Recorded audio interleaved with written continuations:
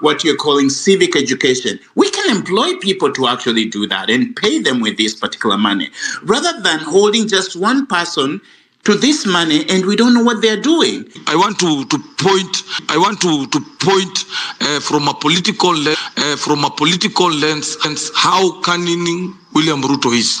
I remember William Ruto calling Mudavadi and Wetangula, wale watu wa kumbe kumbe. There is nothing that William Ruto has not called every tribe in this nation. He has called Raila Amolo Odinga several times, Muganga, and all those things.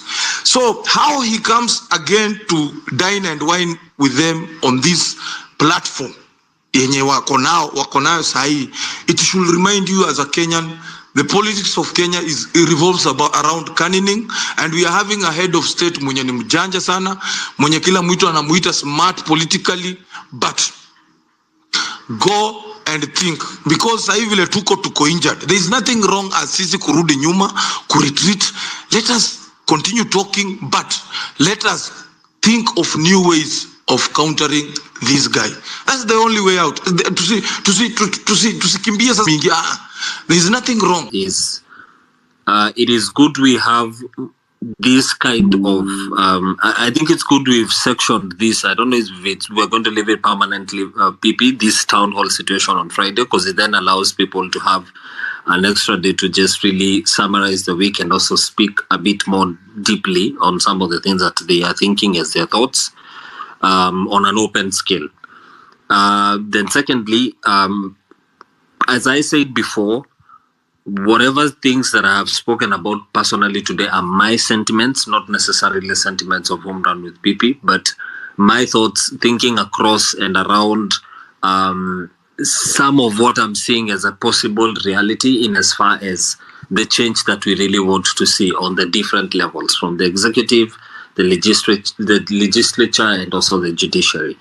And I start to feel that a sort of a plan that has been made with a short, medium, and a long-term plan will be able to help us arrest that. And my direction for a short-term plan will be the legislature, in such a way that it actually does represent what we have and does not end up being assaulted or being used being used to abuse sovereignty of what it's supposed to do at the end of the day for people. I think that's what I feel right now. And the truth of the matter is, this is not somebody, we're not dealing with somebody who has any plan in whatsoever way to let go of his power, not only during what I believe is his terms of sitting on the presidency itself, but also being in a position where he's positioning himself in a place where he's going to have the ability to control it even after that period of time. Just developing some.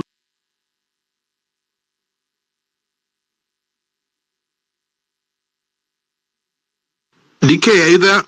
Kwani napoteza watu? Wala.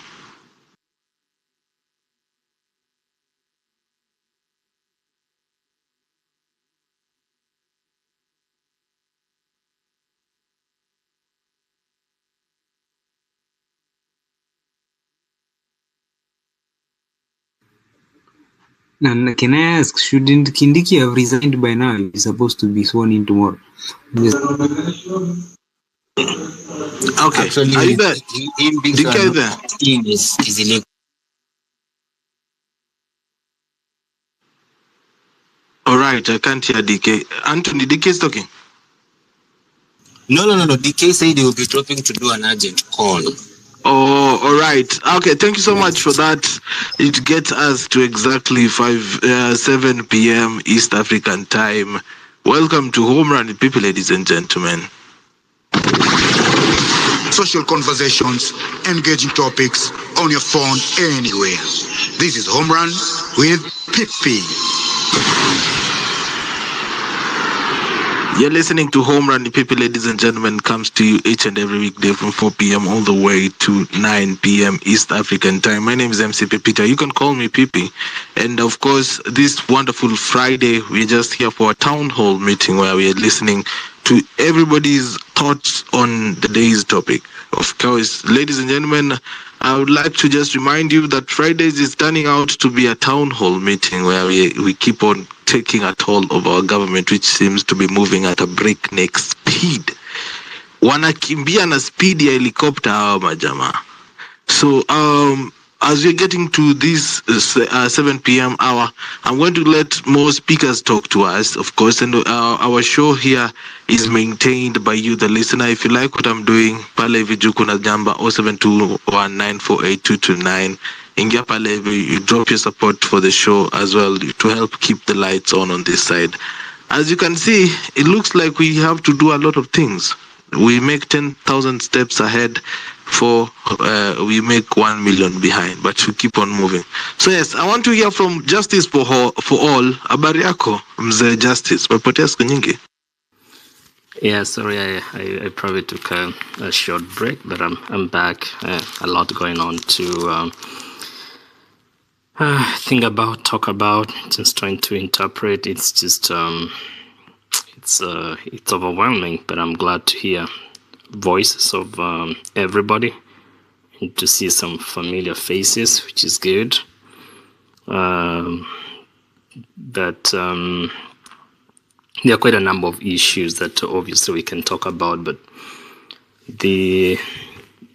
I'm sure some people don't want to hear about the impeachment anymore, but for me, it's probably one of, I was against it, so I just have to say it on the onset, for many reasons. Number one, because it wasn't initiated by the people that are leading the movement. So every time I hear people talk about that, tumeanzia Gachagua, now we can go to the president, I'm left wondering that, am I the only one who is looking at this differently, that this had nothing to do with us? These are actually meant necessary to try and put us in a very awkward place so that we can have a new theater of politics that is more destructive and destructive. But the second sad part is to have a killer being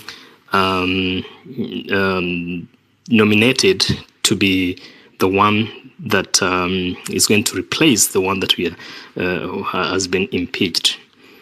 I'm using the word a killer deliberately because it's under his watch that we saw our fellow patriots and Genz's being slaughtered, and yet he just came out strong, killing people like flies. I think it's one thing that I can never forget.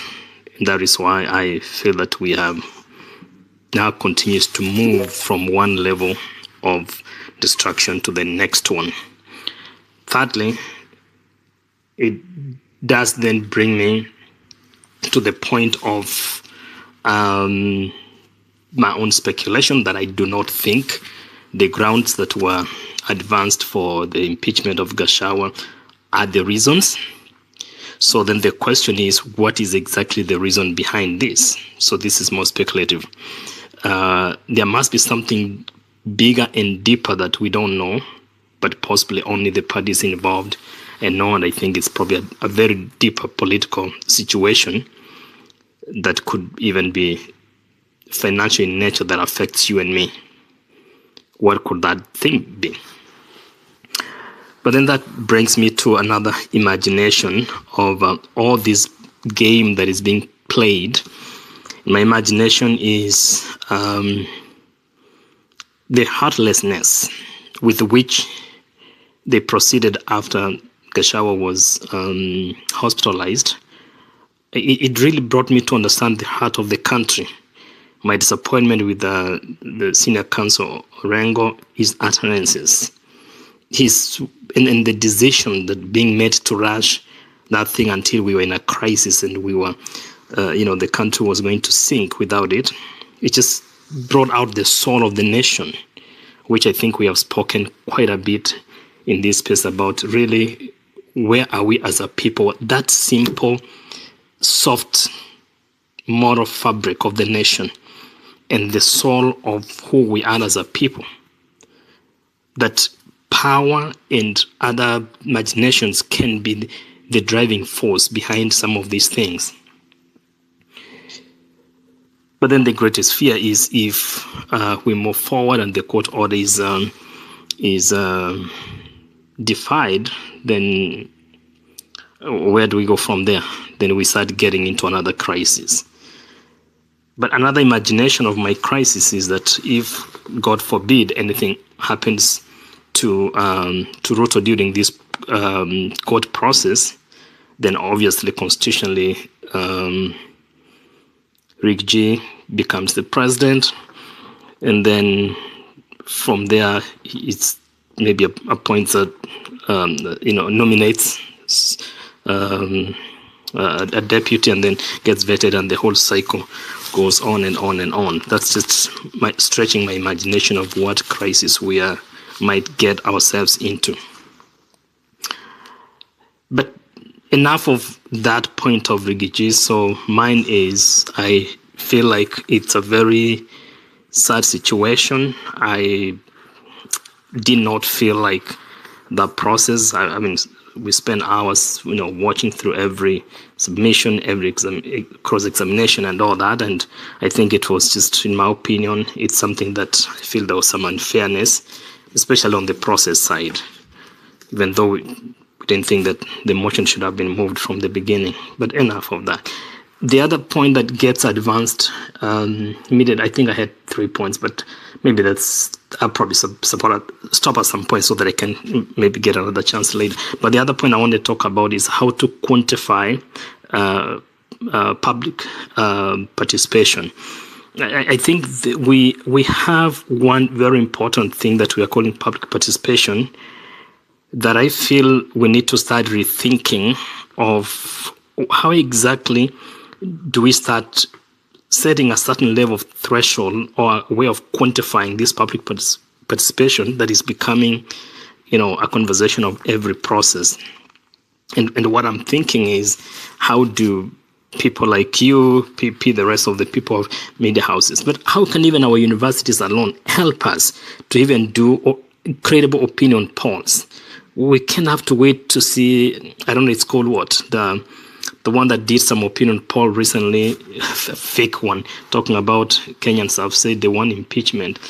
But I don't want to go into that. But I think there's a way we need to develop, especially the media houses. It could be you guys who own these platforms, or somebody, a credible body, pollster that can come out, more than one, that we can start having a way of the pulse of the country, but also we start having a threshold of what percentage of the people need to participate in order for it to be called credible. How then do we collect their views and to be brought to the fore?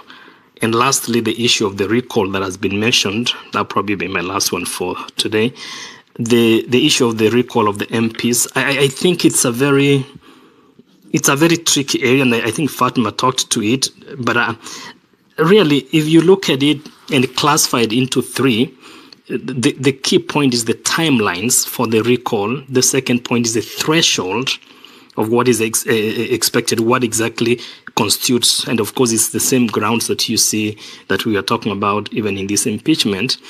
And then we need to have like 30% of the signatures of the registered members of that constituency. For example, if you come from, I don't know, Embakasi West. So we need to know the registered members to mobilize them. We need to have at least 30% of the signatures to be, and then now it takes us to another problem. IBIS has to verify them. We don't have it. And then we have to go back to public participation. And then it's just a whole challenge that we need to start rethinking now, even as we talk about having IBIS in place so that we can have a recall. How do we really get the actual meet the threshold for a recall? Then how do you go to engage a whole 30% when we know very well, even during elections, in some constituencies, we even have like 40% or 36%. In fact, if it's the size of Kilifi and all that. So those are the kind of challenges that I start thinking now. How do we engage moving forward so that we can work with the system, empower them, have people involved? And then how do we really add our voice to make sure that those systems are put in place? So I appreciate PP for the opportunity. Good to see everybody, and I do hope that we continue to benefit from other submissions. God bless you. Thank you so much, Justice for All, as well, for that submission. I see we have Frema Junior Cliff as well, and Rasji is about to rebuttal. Junior Cliff, habari yako? Lakini Frema tumemtupa sana. Frema, kabla tuwe kwa Junior Cliff, wacha tu tusikize ndugu Frema. Tumetupa Frema sana. Wacha niachilie jingle kwanza ya kukukaribisha ndugu.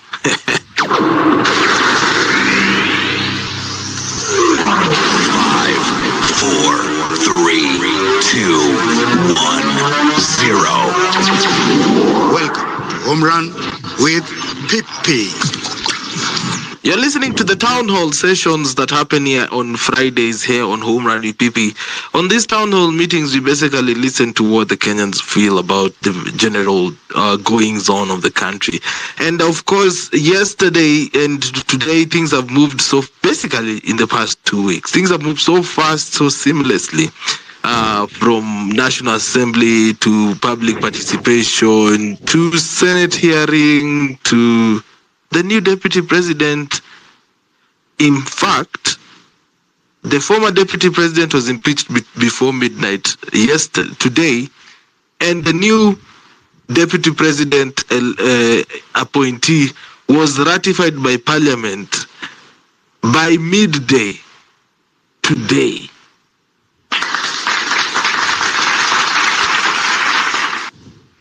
Unajua nini iwak? Shift.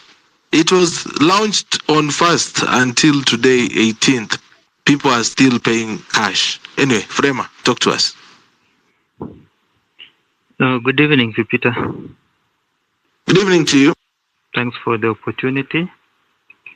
I'm going to be brief because the speakers, alikuwa anaitwa Fatuma na Horizon, same Horizon, as they've spoke out my mind. They've said what resonates with us actually, so I'm going to be brief. Takinirudie sana. What I can say is that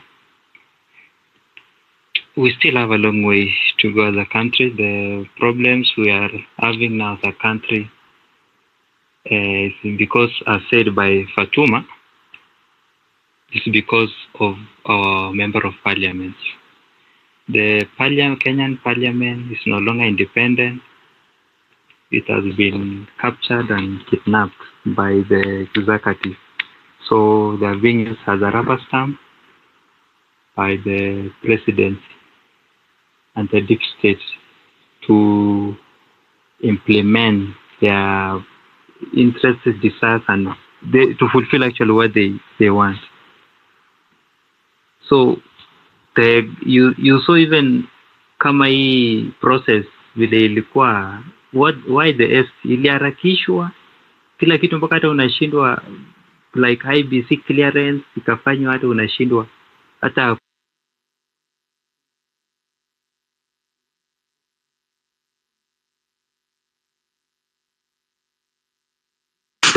Frema umeenda.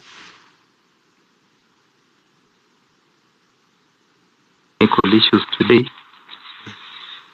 Nansikia? Am I back? Sasa nakusikia. Yeah, you're back.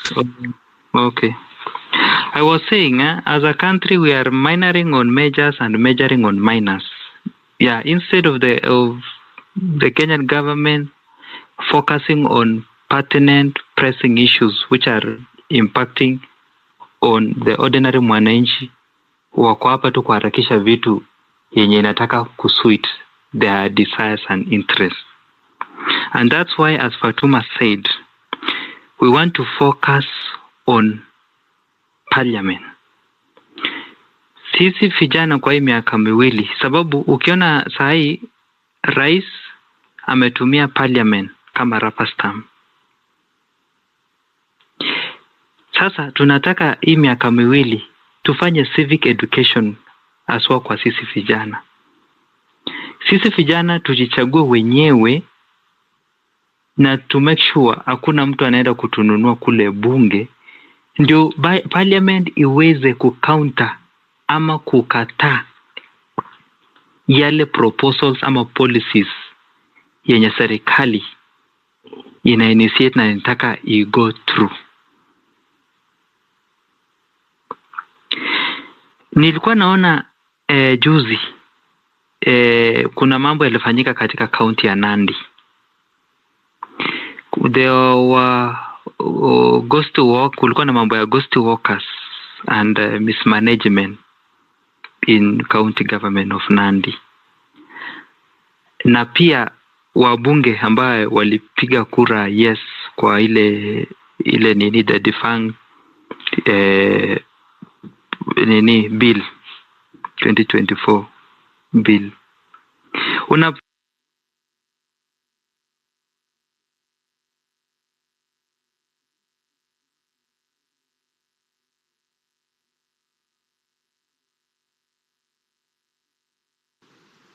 Frema,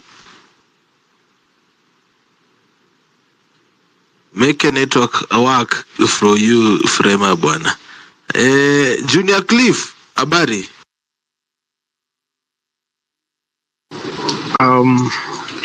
Nzuri sana, habari? Niko fiti sana, unaendelea aje? Niko fiti, can you hear me? Yes, I can hear you loud and clear. Talk to me. Yeah, today is a kind of very sad day for me with what has been happening around our country. And this is not necessarily because of Mr. Gachagwa's impeachment, but what I would term as a blind eye that's being a blind eye from the Kenyans, per se. In the Gazette headlines, we have Gachagua being impeached after 799 days or something.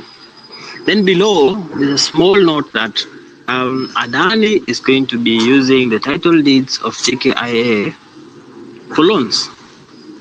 Now, our guys poached Adani because of the muscles and however they can improve our airport.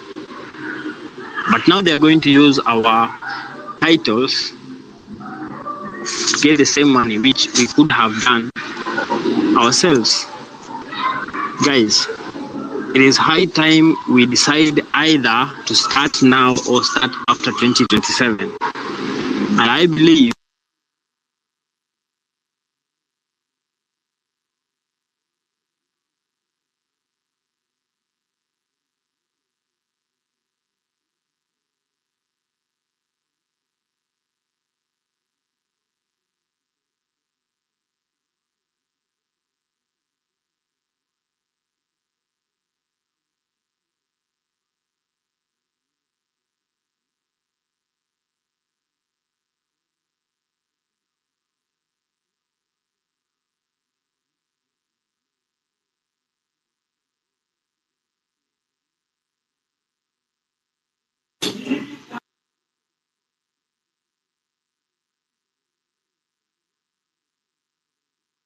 You done?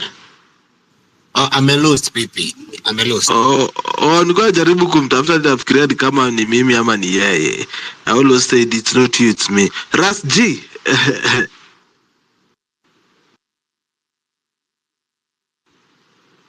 Ras G, unanisikia?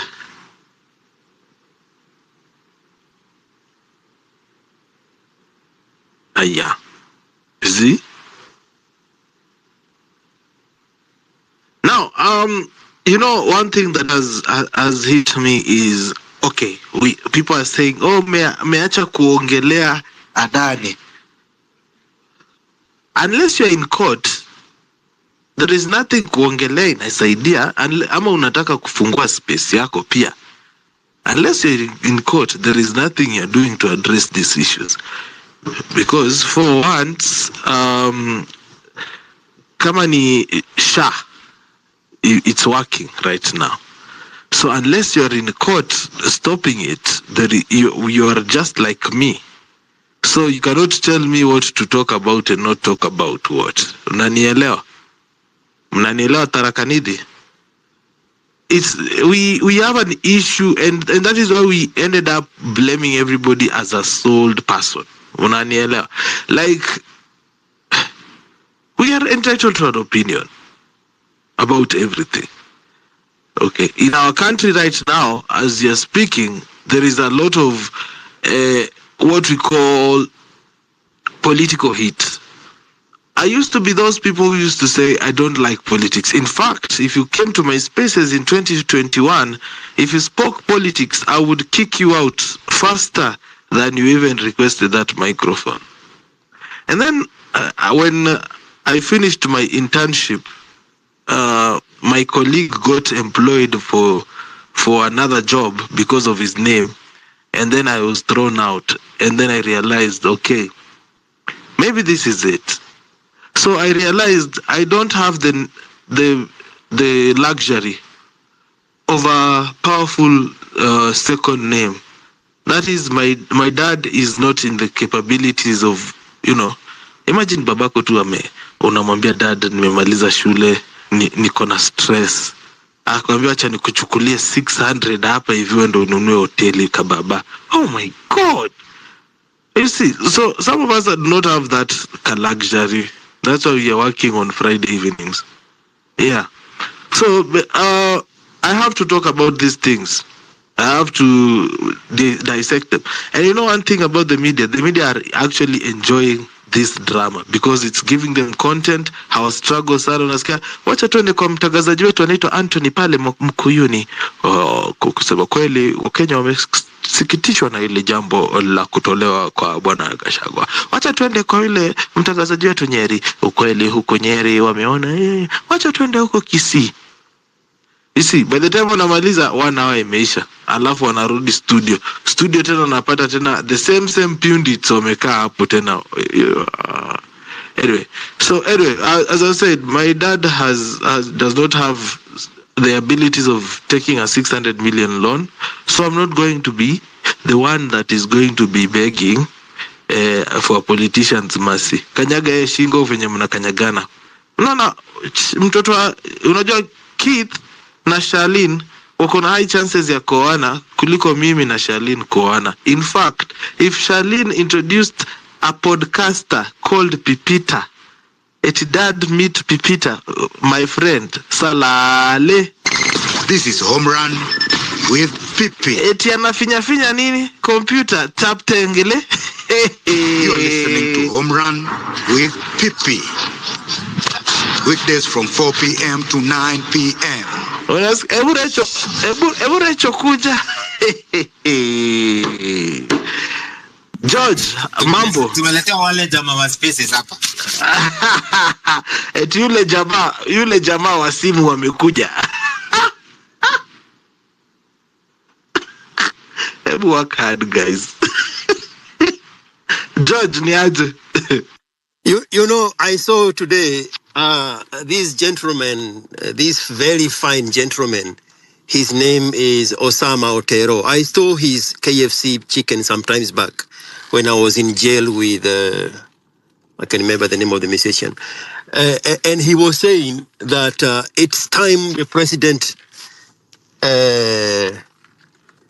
came back to the spaces. And he was willing to...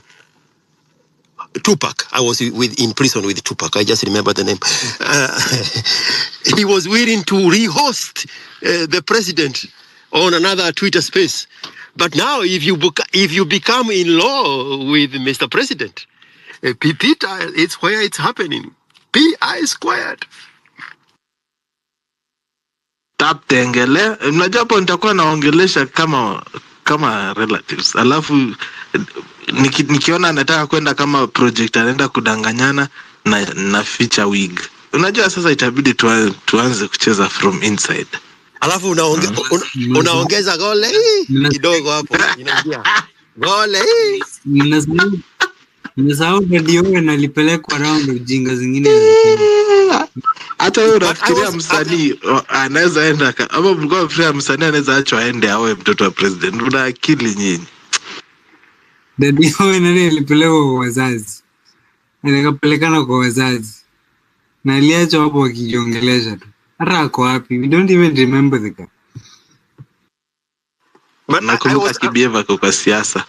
Yes, George. I was raising my hand to point out to something you actually alluded to when you were reading the comments and somebody is telling you how to do things. I mean, isn't that now where we are? Reduced just to complaining instead of being proactive. It's how the police treated the demonstrators. It's how this person was arrested and now we are calling it abduction. It's the way they rushed the process. It's the way they were able to certify the appointment of the new VP. It's the way the headline of the JKIA was hidden in the bottom and not on the top of the list. It's everything you see that you object to, but you do not have an opinion of your own. I used to be with a woman like that. It's the direction where the house looked. It's where the windows looked in relation to the sunrise and the sunset. It's the car you bought. It's the shoes you bought. It's where you chose to go eat. It's the kind of tomatoes you brought home. There was always a negating opinion of something that somebody else have done. But record have shown us that anybody who has made any meaningful change, they set out there and created their own agency to be the change that they want. I put up a video of Kidiki 2 years ago when he was being vetted for a different position than the one for today. And he started saying, my name is Kidiki. I was born in 1972. I went to this primary school. Then I went to Alliance. Then I went to university. And then I became a lawyer. And then I mastered law in Pretoria and I became PhD. I taught university in I taught law at Moi University for 4 years. And then I came to Nairobi University and taught for another 15 years. This guy has been on a path to where he wanted to be. And where we see him today is not the destination. He's still on a path. A more polarizing figure is the president himself. We see him for the first time at the age of 22, crossing the highway from University of Nairobi to Lilian Towers to join YK92, to becoming a member of parliament at 32, to becoming a minister, to becoming an influential figure even inside that YK92, to becoming vice president for 10 years, and making all things align in his favor. Because if the constitution had changed, if the BBI had won, then they would have thrown him out. If the other guy had refused to run, he told us that he felt like he needed to slap the fuck out of him, then they would have. So he made sure everything worked in his favor. But now we have a whole new generation, the nigger class, that their job is just to sit on the fence somewhere and negate everything everybody else is doing. They are not working on themselves at such an early productive vantage years of their lives. No, they have resigned into defeat. In your 20s, you are resigning to defeat. You are fixated on other people's path. Instead of you burying your head down and say, is this how he did it? He started at 22, I am going to start at 22. And in 30 years, I'm going to be where he is. And even more. Everybody that comes into the limelight, they have worked on themselves meticulously. against all odds. And now we have this new nigger class that is defeated, and the environment is not good enough, and the things are so bad. We cannot be like them. Really? Really? I don't get it. But it's good for business. Because if you have a whole generation of whiners, all you have to do is insert yourself in there and become a solution to their problems. And they are going to make you billionaires. Because they don't have the agency to solve their own problems. Be the solution to the complainers' problems. Over and over. But it's such a disheartening situation because looking at the generation of the nigger class and then looking into the next 100 years, how is this world going to look like when the majority of the people who should be leading it are just a whole generation of whiners?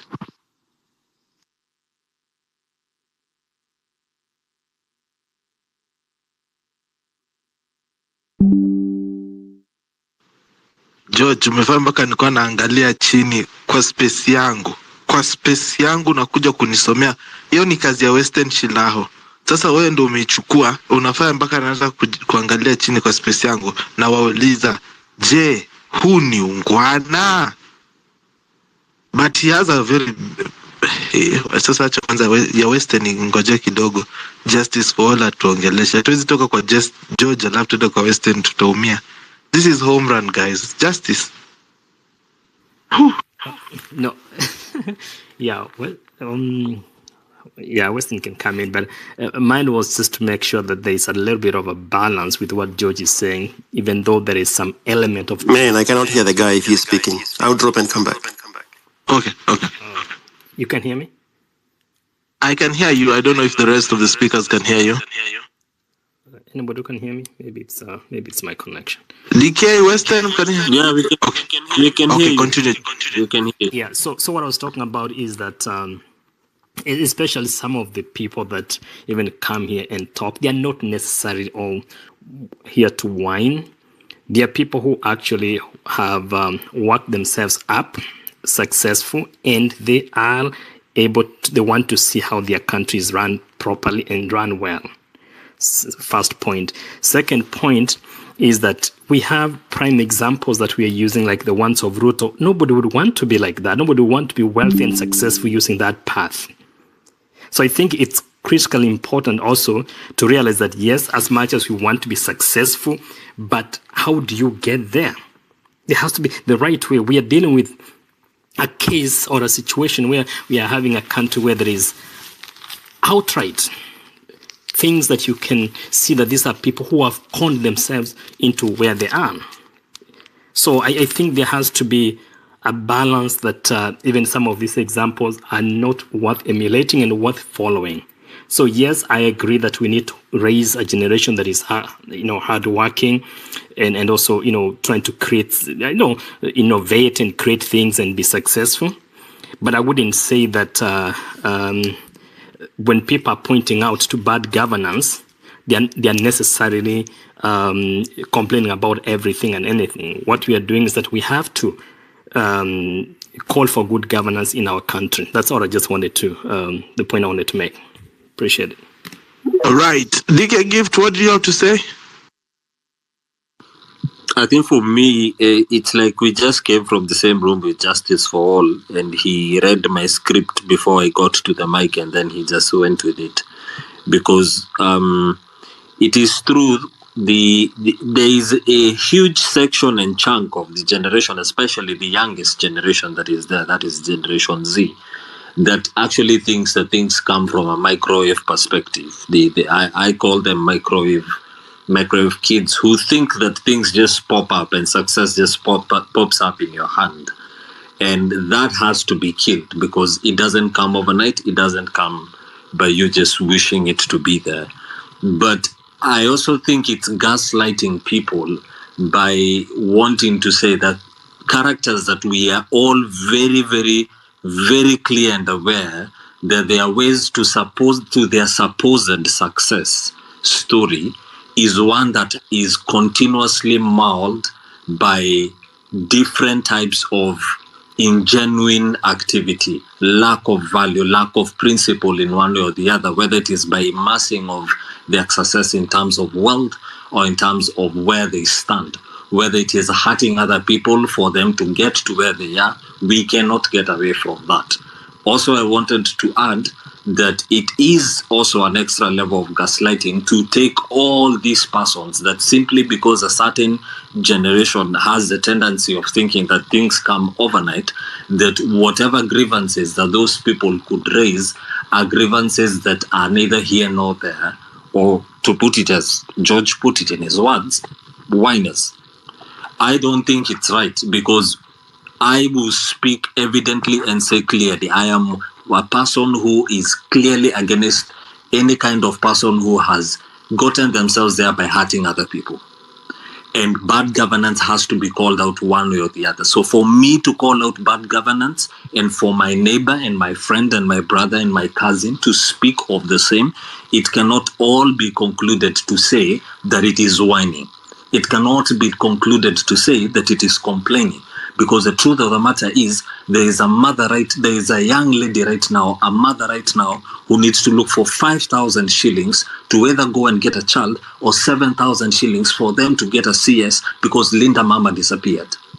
There is a father or a mother or a young lady somewhere who needs dialysis, but NHIF is not working clearly because it was removed, and SHA shift itself is still not working.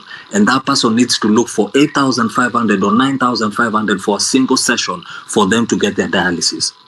We have to speak about those things, and there is no way around it. So for me to speak on them, it is not whining. It is just calling out a spade for a spade.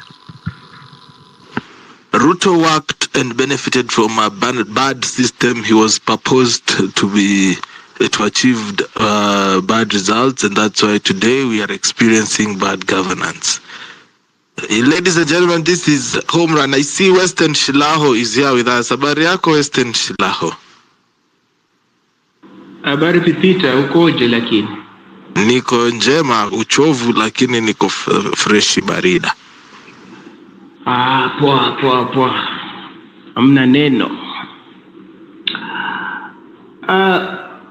Peter, there's no hierarchy when it comes to issues, especially the kind of issues we're talking about. There's no hierarchy, because somebody would ask you, what gadget are you using to come up with a hierarchy of which issue deserves preference, which issue should take precedence over the other issues? There is no hierarchy.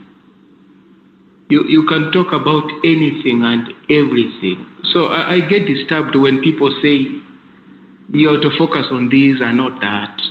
This is not a priority. The question is, how do you arrive at what requires top priority and what should be packed for a later date? We can do all these things at the same time. And as I keep saying, bad governance is usually a reflection of the people who are presiding over the state. So bad governance is not something that falls from outer space. It's a byproduct of bad decision making and lack of vision and disregard for the collective good. That's what bad governance is all about. So the kind of things we're witnessing unfolding before us within the political elite circle, that's what bad governance emanates from. So as I keep saying, the airport thing is a byproduct of the kind of myopia that has pitched camp in the executive and the government at large. So how do you address those byproducts without addressing the root cause? How do you do that? Okay, you go to court over those weird deals. You wake up tomorrow, there's another deal. You go back to court, and the circus continues. So you have to address where these bad deals are coming from. So I don't get it when I hear some of my fellow compatriots are telling, us what we should prioritize and what we should not prioritize. One, in actual sense, when you've got bad leaders in the sense that these are people who are self-interested in the decisions they make as far as the state is concerned, then nothing else will move. So you can't ignore the circus, the impeachment, the court petition, and say you're just going to focus on the health. Why is health not working? Why is it not working? Infrastructure. Why don't we have infrastructure? Why is the education sector not working? It's because of those people. So you have to focus on those people. You see, can you call them to order? Can they listen to you? If they cannot listen to you, can you bundle them out of office? If you cannot, what are you going to do about that? Those are the questions. Peter, the other thing I wish to say is that being appointed to a state office should not be seen as the apex of professional success. That kind of thinking is what has resulted in our very convoluted understanding of the concept of heroism. That our heroes, in quotes, almost all of them tend to be politicians. The politicians have messed us up. How do those people all end up to be our heroes? But when we think that if somebody, Ure Kindiki, this deputy president-elect, that is the apogee of success and professional accomplishment, we inadvertently contribute to corruption, because then everybody else wants to get, a piece of that state. If you are doing something else, you are not serving your community. You're not contributing to your society. You're not doing something that is worth paying attention to. You have to be appointed as a permanent secretary. You have to be appointed as a cabinet minister. You have to be appointed as a deputy president and those kind of things. Ambassador. Now, those are successful people. That's weird. We have to get out of that. And that's why, Peter, when you do something good, some Kenyans will ask you, can you run for member of parliament? Can you run for governor? Really? So you can't contribute to the collective well-being from any other sector of the society other than as a state official. Is that the case? So even lawyers, they want to get into parliament as members of parliament. They want to be appointed to the cabinet. They want to run for governor. Peter, that kind of mindset actually is what accounts for the dysfunction that we see at the center of governance. Because then people want to get positions in the state not to serve, because easy route to money, easy route to fame. You can act with impunity, and there's nothing that anybody can do about it. In any case, you're a cabinet minister. Don't the police know you're a cabinet minister? Peter, I don't think there's a crisis. There's no crisis. There's no crisis. We can only think that there is because we give these politicians a larger-than-life image in our lives. Yeah, we exaggerate their relevance as far as our lives are concerned, when in actual sense there's evidence that they're irrelevant to our lives. They're relevant to the extent that they mess us up. People fall sick, they go to hospital, there are no drugs, there are no doctors. Schools are not working, and all those things we mentioned. Economy has tanked. Now, they are relevant to that extent that they mess us up. But they're not relevant as far as transforming our lives is concerned. So why do we think that when they fall out, that should translate into a crisis? It shouldn't, because they rely on us to fight those battles. You know, that when I'm in battle, some people go into the streets and protest in my defense. So that's what their definition of a crisis, if you don't know. That when I'm in battle, some people will protest and destroy property. That's their definition of a crisis. But that they are, say, one sitting deputy president who has not accepted the verdict of the bicameral chamber, and there's another one who has been gazetted as a deputy president-elect. That's not a crisis. Why should it be? You'll sort out the mess whichever way you can until you sort it out. Otherwise, the clouds are not collapsing. Not today, not tomorrow, not next week. They won't collapse. That is it. So there isn't. They use human shields, people, you know, to advance their parochial interests, and we must call them out.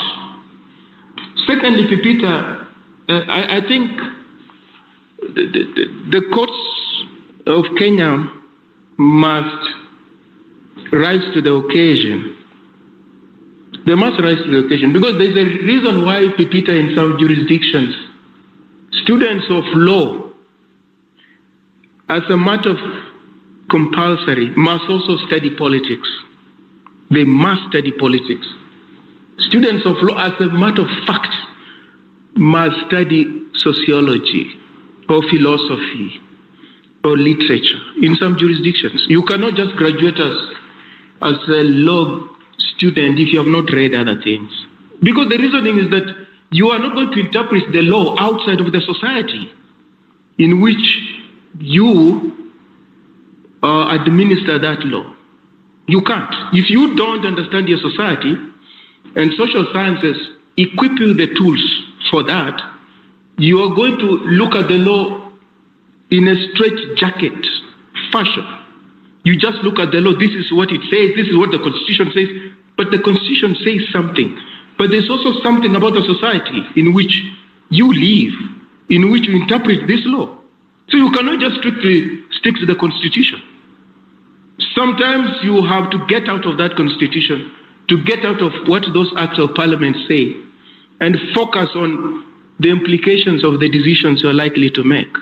And this is not uniquely to Kenya. It's unique to many jurisdictions. It's unique even when they interpret international law. They focus. What will this do? ICC, for instance, when they interpret the law, they focus on, can this destabilize that country whose citizens are supposed to be indicted and arrested? Can it destabilize that country? How do we go about it? They focus on those things. That's politics. That is society. That's factoring in the wider good as far as ordinary people are concerned. So, Pipita, it's imperative. And I'm saying, going forward, if you look at William Ruto, he's not going to tolerate anybody around him whose loyalty is in question. You can be sure about that. He will not. The battle lines are drawn. So it will be you are on that side ranged against him, or on his side, and you will be one of his soldiers. That's what it means from here going forward. So I am told there's supposed to be a swearing-in ceremony tomorrow or something. That puts the Chief Justice in a quagmire, if you don't know. So if she doesn't pitch, that may mark the beginning of her downfall. If she does not pitch, that's what it is.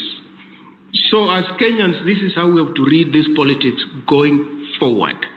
That the battle lines are drawn, people from this side range against people on the other side. So people cannot afford to blow hot and cold and be lukewarm. If you're on the side of justice and the rule of law and the people of Kenya, you have to stand up and be counted.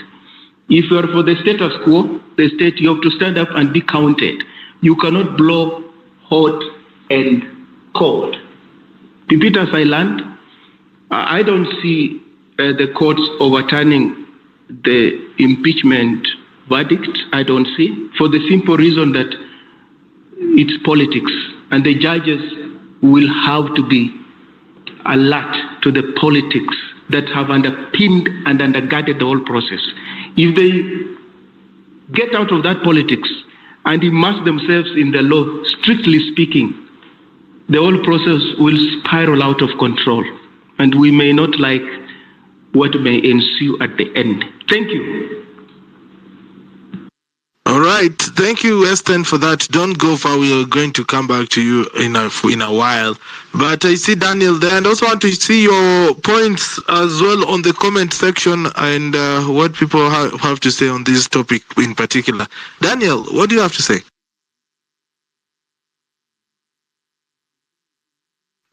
Are you there, Daniel? Okay. I have two things. Number one, I needed to make a quick comment. Yeah, man, it's here. Anakupata. Do you hear me? Hello? Yes, I can hear you, Daniel. Continue. Okay. So I was saying, first of all, just a quick comment on is it George? George Neil Konongea mwenye alikuwa anasema andika class. Okay, first of all, nobody, like, human beings are not meant to suffer. God said we are supposed to work, not suffer. People suffer because of the circumstances that were created. Okay, it is not like that. Imagining that a human being has to suffer in order to succeed. First of all, I'm not a like baby or anything, far from it. But like imagining that a human being has to suffer and grind and go through misery for them to achieve anything worthwhile is in and of itself kind of a poverty mindset. Because what it does, it engraves the mind into thinking that good things are not deserved. They're supposed to be some good something you're supposed to get because you serve. No, like Buddha, there are countries in this world, like Scandinavian countries, which are managed well. A kid gets born, goes to school, goes to uni, and there's a job right there for them. And when they retire, the government literally gives you your pension for the rest of your life. There's Germany that pays you for not working. Like, there are things you're supposed to understand. You are suffering because of the circumstances you're born. It's like our grandfathers had to kufanya kazi, walipwe tu bob, watembe na mabike huko miguu tupu. Why? Because some white guy who had connections to the king alikuwa anatoka huko kwao anakuja anaambiwa, by the way, this 5,000 acres ni zako, we want X amount of bags from you. You can live in that mansion. And then you see these other two black people here, they will work for you. Like, he didn't have to suffer. Why? Because the King of England had created circumstances that prevents them from suffering. So they did not have to suffer to be wealthy because of the circumstances created. Guys are suffering here because of the circumstances created. But human beings are even God says you have to work. He didn't say you have to suffer. That's it. Now, on the other thing, which happened, I was saying that the whole idea of we must actually do things is true. Like, we shouldn't be complaining about Ruto doing this, Ruto doing that. Ruto could not care less about us complaining. And in fact, Ruto isn't even afraid of us protesting on the streets. He could care less. There's GSU for that. What he is afraid of is how it will be perceived by the rest of the world. Because Ruto could not care less how we see him. What he cares is how he is seen by the international partners, because that's where most of his acclaim is. And I'm telling you, the day that guy solidifies his international acclaim, ataua watu huku chini ya maji.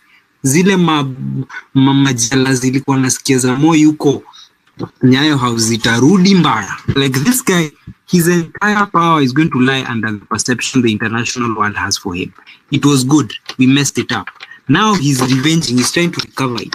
The minute he is back, he is going to solidify his rule like nobody else. And he's as long as, like, you need to ask yourself, why is it that when we were protesting Gooo, they agreed to go and talk with his American friends to put it on time, to put him on Time magazine?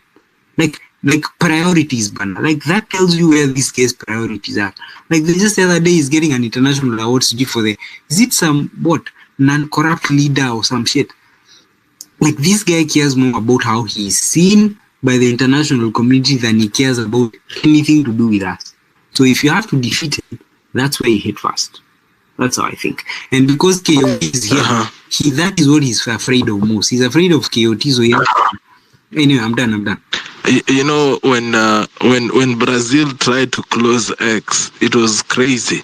I hope they never get to close X. But there was also one guy that I saw who disappeared and was found dead. Wow. I really dread for those days that we have to host spaces while in hiding or running away from our place. George, I see you have been mentioned, so I'm gonna give you a chance to rebuttal before I bring in the real Joe. Yes, and real quick, Derito, if you can hear me, give me thumbs up. Derito lives in a Scandinavian country. So I want Derito to go in the comment section and tell us that in Scandinavian country where he lives, people do not complain about the government. I want to hear it from somebody who is in the Scandinavian country. Because we have this utopia we have created in our heads that there is a perfect country in this planet. If there were, they would not have elections. There's a difference. There's a difference. Mute your mic bana. Hakuna mtu amekuongelesha ukiwa umeongea. Mute your mic. Ongea George. So this idea that there is a utopia, perfect world out there, it's never there. It's never there. If there was, there would be no need for elections because people would be completely satisfied with the people they have put up there. The Catholic Church is complaining about the Pope and they don't have a vote to it. So the solutions to our problems is not complaining. And the problem with me is, mimi sikusoma, but I am a very good observant of history. So I'm avoiding to say I'm a student of history because that would be lying. But every generation has come up with a handful group of people that actualize their aspirations. My generation, we looked up to James Orengo and Paul Moite and Merugi Kariuki, Itobu Imanyara, Balala. You don't know that Balala. I don't know where he went. A different kind of Balala. And Giorgio Nyonka from Nyalibari Chache. Those are the people who carried our aspirations. They told us here is where something is wrong. And then we said, okay, what do you need from us? Oh, we just need your support. What are you going to do about it? Oh, we are going to do something about it. We are going to run for elective offices. We have already started law. We are doing businesses. We are going to use every available avenue to actualize the change that we think we need. But they did not sit idly by and complain and scream at Moi and demonstrate. No, they did actionable, tangible things. Those people now are the people in leadership, whether we like it or not. When I was in maybe Form 3 or Form 4, they came to Ihora Stadium in Muranga. James Orengo, Paul Moite. At the time, Charles Rubia had just been released. Matiba was still in prison. And they gave us that hope that they are working on something. And we all rallied behind them. If you follow the life of Anyanga Nyong'o, the same direction. He was a teacher. He was a lecturer at the university. He did not like how the system worked. So he exited the country and agitated from Mexico. And then came back now. He became everything that he thought. He has become the change that he fought for. Paul Moite ran for Kikuyu MP. Before that, he used to be arrested multiple times, over and over. But these people are doing something about the things that they believed needed to change. Some of the people exited the country and went to the same Scandinavian country he's talking about. Koigua Amwere and Mirugi Kariuki and Ginyo Kariuki. They agitated from out there. And then when it was time to come home, they came home and fought the fight. But they were not victims. This is a very unique nigger class of victims. without any exit plan. And the saddest part is, one amongst them, when they rise up to, okay, is this a problem you have? I'll appoint myself to be the change you want. No. They finish him. Every one of them. Every one of them. Today's week is Morala. Because he does not like the way he is going to spend October 20. The same way I amplified earlier. It's the way you are doing it that we don't like. But we didn't have an option. We just wanted you to show us what you are doing. Like my ex-wife. That's why I killed her and cut her in small pieces and ate her from the freezer. So this is a very unique group of nigger class. Perfect complainers. Like the real niggers in America. Or the nigger class in South Africa. Ineffective complainers. There is somebody who posted something. Let me read it real quick and then I'll get out of your hair. Somebody wrote something and said, protesting is woman-coded. Nagging others until they take the real action to achieve the goal you want. Women have to do that because at some level, they understand they are incompetent in many things. That's why feminism has a dash of humor in it. Women asking men for their permission and approval to have agency. But as a man, what is your excuse? Who are you nagging to do the bidding on your behalf? You should become the change that you need to see happen.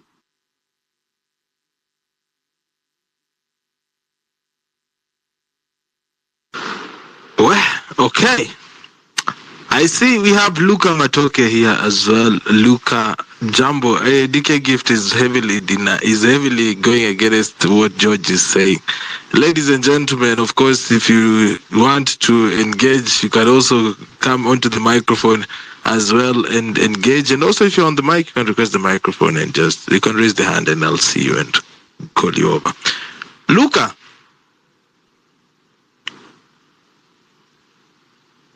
Tumeambiwa bana hii mambo, unajua mimi kwanza mkituita nigger class, wengine wetu farthest tumeenda ni Mombasa na ndege, but sasa mkituita nigger tunashangaa sana. Because sasa nigger saa ngapi? Jamu, unacheka nasema naitwa nigger na sijapanda ndege. No, nigger class is just a group of people that just like the American blacks, theirs is just to complain. They come up with zero solution to anything. But the moment something is done, it's not the way we wanted. I mean, they rejected Al Sharpton. They rejected Jesse Jackson. They rejected Barack Obama. Now they are rejecting Kamala Harris. It's not this black. We want a woman president, but not this woman. We want a black president, but not this man. Anything they see, they negate it. Just like my ex. And that's why you had to eat her frozen. Man, I admire the game. The real Joe, hi. How are you, Pipita? I am fine. You know, it has been quite a week. So hata sina nguvu ya vita mimi. Yeah, I understand. I can hear some very strong opinions today from George himself. I cannot resonate with George in any given moment, and I don't think we share the same ideology at all. Two contrasting ideologies, and therefore I don't know. I think I'm with DK on this. But anyway, let me give my submissions and deviate totally from what George is saying. I wouldn't want to engage. Pipita, the very basic essence of leadership is being able to respect the people who have put you in leadership, and also being able to put their interests first. And I dare say that leadership is not for me a quality, but it is a commitment.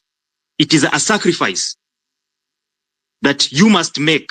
Sometimes you have to go out of your way to ensure that the very many people you are leading are first of all satisfied before you get satisfied. And therefore, I don't take leadership as a quality. I take it as a commitment and a sacrifice. And that is the ultimate leadership test.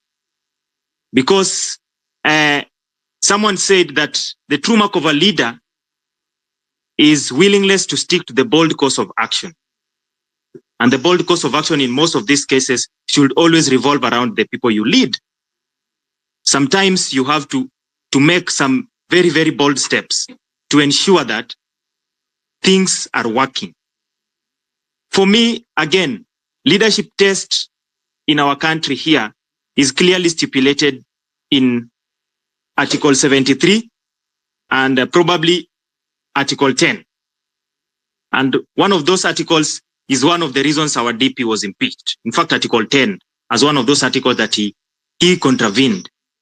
But in this particular scenario also, Pipita, I don't think citizens... Bro, ukisema Article 10, nataka utuambie ina state nini, because hata mimi nimechoka.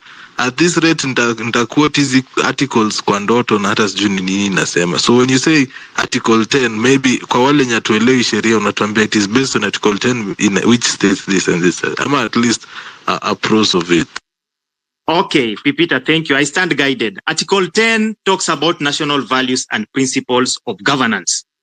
And Article 10 Part 1, actually, I'll talk about Article 10 Part 2. The national values and principles of governance in our country should include patriotism, national unity, sharing and devolution of power, rule of law, democracy, and participation of people. These are national values and principles of governance. Pipita, I repeat, and very, very fundamental aspects of this is patriotism, national unity, sharing and devolution of power, rule of law, democracy, and participation of the people. It is why this article, Pipita, it is one of those articles in our constitution that for you to amend, as per Article 255, for you to amend Article 10, you must go through a referendum. It is not by surprise that we have given that article and it has been protected. Continuing with that Article 10, still talks about national principles of governance include human dignity, equality, social justice, inclusiveness, human rights, non-discrimination, and protection of the marginalized. It is why that article is protected, Pipita. Good governance is included in principles of governance. Integrity. And someone said, integrity is like virginity, you only lose it once. Transparency and accountability. And lastly, sustainable development. I mean, Pipita, this last part D of part D of part 2D of Article 10 is very critical but overlooked. And this Article 10 entirely is always underestimated, underlooked, whatever. Sustainable development. As a country, we need to have sustainable development agenda. Development that we can sustain. Anyway, I'm talking about this as part of my submission as the ultimate leadership test. It lies in Article 10, like I've read, Pipita. But when citizens come out to outrightly question leadership, it always just revolves around one thing. They don't feel their interests are being prioritized. It is why there's always a revolution. When citizens feel their interests are not prioritized. What is the interest of citizens? When citizens also raise their concerns, they are not whining. They are not whining. That is what they ought to do. At every given step, they always have to raise their concerns. At every given step, citizens must always question. If they don't question, if they don't raise concerns, that is weakness. If you dare say that raising concern is weakness, that mentality is weakness, and it is a defeatist mentality. I also wish to say that legitimacy of leadership lies on public trust and public confidence. It is why, Pipita, I told you, as part of leadership test for me, Article 73 comes in. And you told me, you've given me again the challenge. When I talk about Article 73 talks about responsibility of leadership. And if you read that article, the first part of that article tells you authority assigned to a state officer. Part A is a public trust and is supposed to be exercised in a manner that is consistent with the purpose and objectives of our Constitution. Demonstrates respect for the people. Brings honor to the nation and dignity to the office. Promotes public confidence and the integrity of the office. That is the leadership test. So that's why I said the legitimacy of leadership lies on public trust and public confidence. But public confidence is, and public trust is like a relationship. It must be built. And that is why in our electoral cycle, we have the ability to again re-elect leaders. It is a process of building this relationship between you and the leaders. And this relationship is built based on these leaders you've given an opportunity, putting your interest first, serving your interest. It is just doing what they ought to do.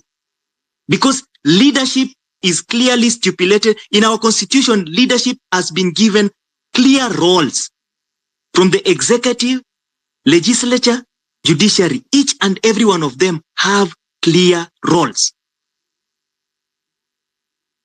So doing what you ought to do builds that public confidence and trust. But when citizens raise this concern about public confidence and public trust, Pipita, it is not weakness. It is what responsible citizens ought to do.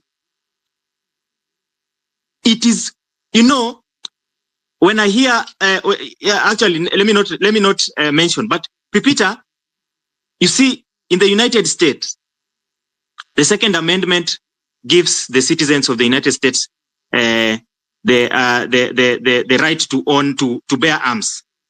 And this Second Amendment is their right to a revolution. For us, Article 1 gives us the right to a revolution and tells us outrightly that we can exercise these powers that we delegate directly. It gives us the right to revolt. It is not there as a flower or as a statement. It is there with a purpose. It gives you the right to one day, because it is sometimes also very possible that leadership, delegated sovereign power, can be misused. And we are seeing that happening. But one of the reasons we are having these conversations is to have the general public speak the same language. It is to convince and persuade each other on common grounds and a way in which we can then face this illegitimate leadership. It is not whining. It is educating ourselves. Once we are all educated and we can sail in the same direction, there is no stopping a people. And someone said that, revolution is not like a fruit that is ripe and just falls. You must make it fall. One of the way to making that fruit fall is ensuring that as many people are well equipped with information about their rights, knowledge, and so many things. That is how you make the fruit fall. If you make as many people know that there's a lot of injustice happening, our rights are not. See, Peter, I saw today the president writing to the speaker that, IBC vetted. We don't have IBC commissioners.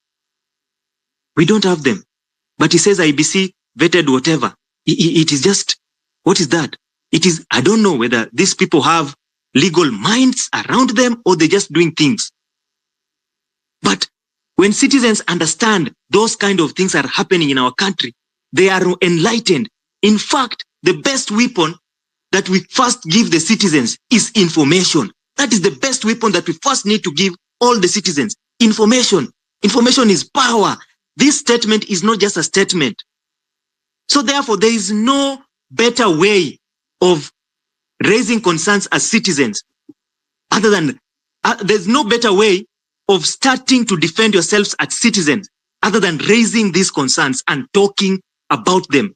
Well, it is a cliche even that the first way to solving a problem is talking about it. That's a cliche. It is general knowledge that people know that the first way to solve a problem is talking about it. So when we talk about these problems, we are not whining. We know what we are doing. We are trying to persuade each other every day until we all sail in the same direction. With that, Peter, it is that made majority of Kenyans leave their homes on 25th to go to parliament. Nobody told people to go to parliament because of just going. No, it was a procedure. We went to these protests several times and people saw the importance of going to these streets and people saw how we were united and people saw how we were deplatforming the leaders and people saw that people was persuaded this is the right course. And everybody spoke the same language for once. And in fact, the president said in his speech, I concede. I concede. Can we make him say, I concede again? Yes, we can. How? I think for me that somehow we deviated and started calling the big guns. We started talking about the big guns. Ruto must go. I feel that there we deviated. Hitting them, hitting him on issues, on policies is lack of public trust. When he brings policies and we bring down all the policies that he brings, that is one way of making him go. When he brings Sandani and we make it fall, it is one way of making him go. When he brings Shisha and we bring it down, it is one way of making him go. There's no president that you will remove from office with protests, just mere protest. It took a lot for Bangladesh to fall. It can happen, yes. It can happen. I'm not going to discredit. It can happen. It can happen. It requires a lot as well. But also we must be alive to the fact that sometimes not every scenario will be the same. We cannot be like Bangladesh. But we cannot fail to try as well. We should try. But we should also look for a way because, change is inevitable. People say that they now know that we hold spaces and they also join spaces. Yes, they do. Yes, they do. But that does not stop us. Let them know that we are talking about these issues. Let them know that we are planning to go to the streets. Let them stay and block the roads and let the police protest on their own. It is part of protest for us. That is a win for me. When they blocked everybody to go from getting out on Nane, they blocked the entire city. That is a win for me. If we do that often, it is a win. We have right now a constitution that gives us this as a right to go and protest. During Moi regime, during Moi era, that was not there. But did people protest? Yes. Were people killed? Yes. But these protests are also the same things that made Moi repeal Section 2A of the Constitution. In the build-up to that, Moi continuously lost his legitimacy. In the build-up to that, I can say that Moi was defeated in 2002. I mean, of course, not typically, but yes, he was defeated because his candidate was defeated in 2002. And that is just fact. Even though Uhuru came again, ruled. I mean, that is there. But the general idea is that he was defeated. So in the same effect, can we do something? Can we do something? Doing something is, we are here now talking about issues. That is doing something. It is one step. The second step is action. The third step is now consistency. And all this also calls for unity as a people. But discrediting a revolution is discrediting confidence, and you cannot discredit confidence. I mean, people always say you cannot stop an idea whose time has come. It is not just a say. Actually, you can't.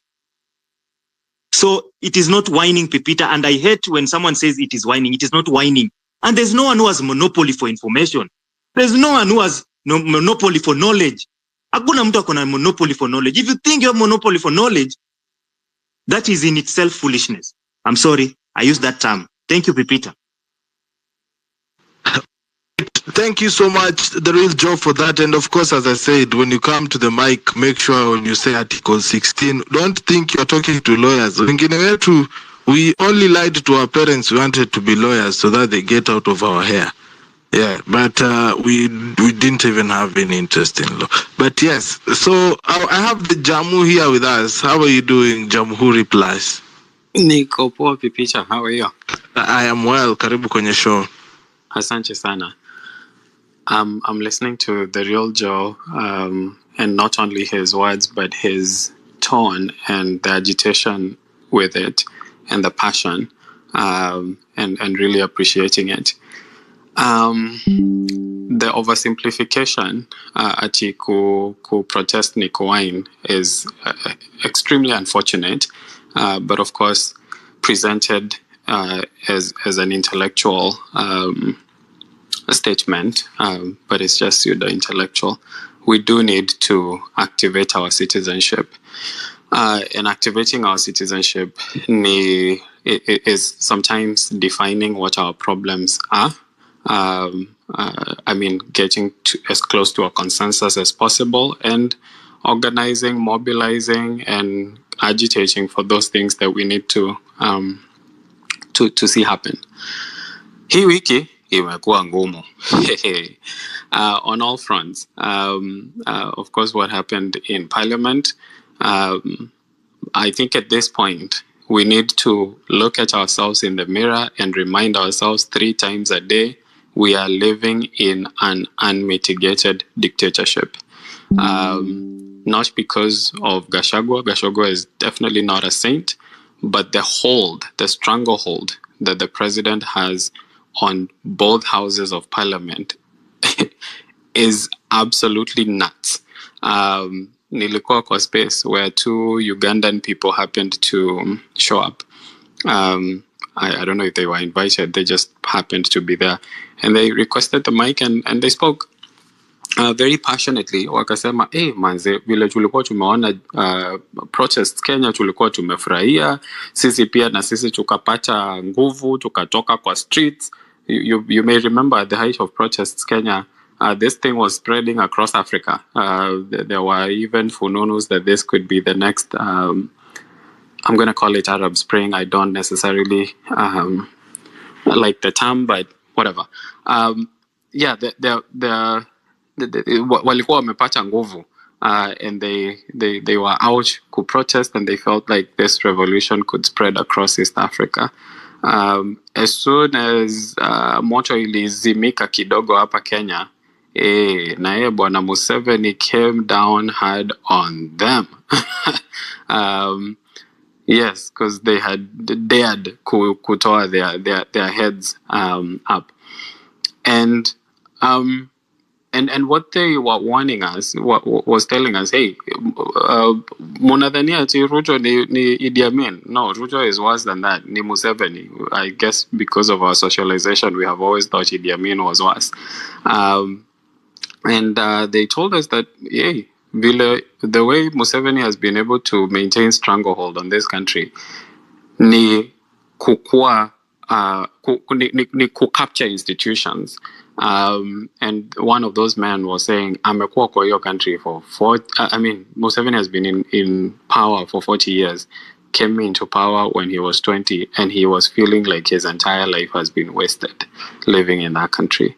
I'm looking at our country and thinking, man, I don't have children, but if we don't, if nothing changes now, this mitigation dictatorship might go on for, till kingdom come. And so I think one of the wonderful things about these spaces and our continued assembly in various fora is to get a sense of the urgency of the matter. Because maybe some of us are just thinking, ni politicians wanakuanga hivyo. But we are slowly, I don't think it's slowly, we are quickly sliding into what I see, I think already as an unmitigated dictatorship that just needs a couple of years to take root. How we deal with that, I don't know. I think protest is one, but I think it might end up being something like guerrilla warfare. It might end up having to be something more than just, I don't think a flag and a bottle of water will do at some point. We might need to apply pressure on all fronts, including internationally, because if we don't do that, anyway, strategy, maybe this is not the forum for kuongelelea strategy, but at the moment, I think I'm just wanting to point out that we're in deep trouble. Now, there are people who will take advantage of the situation that we find ourselves in, because many of us are suffering. And so there will be messiahs who will show up and tell us, mimi ni mimi nitawakomboa. And actually, when George was talking about the Kamalas and the Obamas and the Al Sharptons, I'm thinking to myself, I think one way to tajikomboa is to move away from personalities, because many of these personalities just want to replace the current oppressor. They don't mind the system. They don't mind things as they are. They just want to be the ones they just want it to be their turn to eat. And so I think our fixation on leadership as something that is contained in leaders, as opposed to leadership as a concept, I think is our undoing. We will have a lot of people wanakuja na maneno matamu, alafu all of a sudden we have I'm seeing generals huku X wakifaitia mtu, huyu ni mtu wa integrity, unadhania tutapata leaders aje if we keep fighting all these leaders? And I'm thinking, ulijua aje ni wa integrity? Just because I came and told you mimi ni wa integrity, that's enough? Like I always tell people, don't believe my words, watch my record, interrogate my actions, lakini because we're in that place of chaos and confusion, there are people who will take advantage. Watatuambia tutoe pesa ya kupeleka civic education mashinani, because civic education inafanana na campaign, and we will quickly buy that bullshit. And there will be a lot of people who will fight any semblance of critical thinking. Anyway, I feel like I'm speaking cryptically. Lakini, cha muhimu, I guess the most important point for me is to say, to use these words za sauti sol, tujiangalie, like tuko pabaya. the situation we find ourselves in is not a joke, and we can have small disagreements happen pale, lakini we are in a serious we are in serious trouble. The world, unfortunately, does not mind an African country going to the dogs. It doesn't. Like, that's not a problem. Kutakuwa na Marshall Plan for Germany and other places, but an African country going to the dogs, they don't care. In fact, if you look all over the world, we have lots of basket cases. We have normalized it. In fact, the international community plays a big part in making us basket cases. Nobody is coming to save us. So whatever we need to do, there might be a forum to talk about what we need to do, but any action towards liberation, I think, is an action we need to support. Nitamalizia hapo picha. Asante sana Jamu for that. I'd seen George alikuwa ameinua mkono juu. We are at 8:30. We are about half an hour towards the top of the hour. I'll give guys a round of submissions because we started home run late. Mimi napenda kuwa honest. Mbona nyinyi hamtakai kunipatianga off days? But anyway, this being the last day of the week, of course, thank you so much for being here. We are on the town hall, the Kenya I want. We used to have relationship talks on Fridays, but look at what Ruto has turned us to. Love doctors and now giving people campaign advice. George, do you have you had a rebuttal or what? Hello?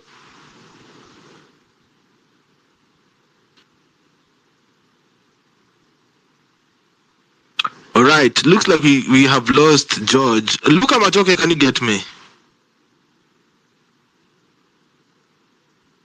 Hello? Bwana Luka, are you there? Western Shilaho, are you there? Is it me? Ama ni mimi ndo nimepotea kwa network? Hujapotea. Mike inachagua ni nani aongee leo. All right. So, ladies and gentlemen, we have been very, very, very, very, very engaged this week with matters, the impeachment. And as you've heard, everybody's talking about issues of taking action, being out there, nimesikia Jamhuri akiongelea story ya getting leaders. And this issue of leadership has become a very pertinent issue when it comes to this thing that people call the movement. Apparently, the Gen Z movement was named out by the one and only former Deputy President, Bwana Rigathi Gachagua. Yeah. We didn't have a name. And then somebody also mentioned that the formless, shapeless, whatever, was also brought up by him. And that is why probably they thought he had also a hand in it. I don't know if you guys have noticed that. That it came from him bana. Sasa mimi nashanga kwani sisi tukua tunafanya nini hapo? And also, as you've heard, leaders. Right now, Morala Kebaso is saying that he's going to Narok. And guys had already planned to go to Uhuru Park. And it has become an issue on the internet because now people are wondering what is happening here in the middle of all these. I don't know if you guys have something to say about that. The real Joe. Because I've heard what Jamhuri has said about mambo ya leaders and how we treat them and people and their interests. What do you have to say on all this? Pipita, a movement that only merely moves people is a revolt. A movement that changes people and institutions is a revolution. Martin Luther King said that. When you try to just you see, in a movement, I mean, that's even the whole purpose of it. That's even where the word, the definition comes from. It's a movement. When you decide that you want to do it on your own and you want to take all the credit for it, red flags. When you decide to go against the interests of people, that's a red flag. It means when you get now to the helm of it, you'll be doing exact same thing. We saw these same red flags in William Ruto, but people just ignored and just still gave him a chance. It is not, for me, Peter, I have said this several times, and I will say, and I say it, whether people like it or not, whether watanipenda, watanfollow, that is just up to you. Morara does not, for me, he does not check the boxes. The leadership test for me, the boxes that I've put there, I cannot check even one for now. And I'm not giving him, I'm not putting him, throwing him under the bus. For now, he needs to do more for me. And that is what I would wish to convince Kenyans. Set your bar high moving forward. Don't play with anybody and feel some pity for anyone. No. You pity them, they take up these positions, they throw you under the bus. Throw them under the bus before they throw you under the bus. Set your bars very high. Don't just, oh, he's a young person. Check, he's my leader. Oh, he's able to stand on top of a vehicle and call people and call for a rally. Check, he's my leader. No. Put the right boxes to be ticked. Set the bar so high that he needs to meet the very, very high bars that you've set. And when he meets them, give him his dues. But it is not about just giving. I mean, it is, for me, you have to change both the people and the institution. And changing the people is the mindset, changing their mindset, giving them the right information. Not just, I mean, you see, and Morara actually, it is actually our problem. He was joking, by the way. He was shooting content. He was imitating the president. He was playing, and we decided to take him seriously. That's what I think. And I'm not discrediting him, but I feel like we pushed him too far. And if he feels like he's up there right now and he can dine with the big boys, I mean, we still have a long way to go. We need to do more. We need to do more. We need to do more. So it's not just, and him making it about him, that is also my problem. It's my problem. Why does he have to make it about him? When he goes online, he says, now just a young man saying, I'm going this direction, everybody's whining. He's always making it about him. About him. That is a big red flag. He doesn't tick the boxes. So you want me to leave ODM, a party that I've supported for years, and I want to replace ODM, yes. And you want me to replace with Inject Party, Morara. But now you guys, give me a better person, give me a better deal. Morara does not meet any qualification that you can tell me to replace ODM right now. Sijatoka ODM, but I'm looking for a better party. I'm losing. Yes. Sorry to interject, Kidogo. So that we don't make this about Morara, I think you've made your point about sticking to the issues. I'm just interjecting so that we don't slide into kind of personality, if you don't mind. Okay, thank you. I stand guided. But again, leadership is all about personalities. We have to talk about them. But anyway, I stand guided. But just to land my point, right now, I think our only hope, and I'll borrow this from Martin Luther King. I like to follow his quotes a lot. Our only hope lies in our ability to recapture this revolution spirit and go back into sometimes the hostile world and declaring internal hostility to these politicians. We need to go back to deplatforming them. We need to declare internal hostility 1 minute. to them. We need to do that and recapture the spirit of this revolution. Thank you. Let me land. Najua nitaanza kubehave kama venye Senate walikuwa wanafanya. You know, I've been watching the mic controllers of Senate very carefully because siku moja labda naweza jipata hapo clerk of the bunge. You know what I'm saying? So niko naona vile wanaongea. Ukiongea beyond time unasikia tu mic yako imeenda. So I'm gonna give you 3 minutes. I have to break for the weekend, guys. I've done over 40 hours of spaces this week. I need to just go and relax. So I'm gonna time you guys at least 3 minutes each to kielekea kumaliza. The show ends at 9, but I'm going to listen to everybody who's on the mic right now. George, in 3 minutes, do you have a rebuttal or something?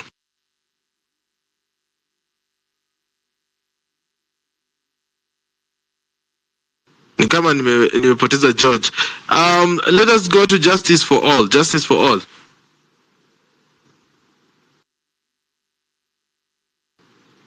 Allah. Health Data Manager, Opio Ouma. Are you there? Yes, I'm here. Yes, I can hear you. Talk to me. Thank you, Pipita, for this occasion. But I just want to go directly to the point that one of the speakers are just deliberated a little bit conscious by beginning the two phrases up there, but then we are losing our focus going into maybe trying to make it so vivid. So in this capacity, I believe as youth, as a movement, we only remain with one thing. We must go to the ground. All these politicians who are disturbing us today, they went to the ground. They stole our future. They stole our thoughts. They stole our ideas. And now they are controlling us. But if we are going to continue blackmailing each other, that we are going to be on spaces, and then we still fight those already rolling it to the ground, we are going nowhere. We must go to the ground, period. We must meet the Kenyan people. We must feel their problems down there. We must make them pay attention to us. We must make them realize that we are there for them. We must make them understand that we are meaning something in 2027. And in all that process, it is beyond these candid discussions at the spaces.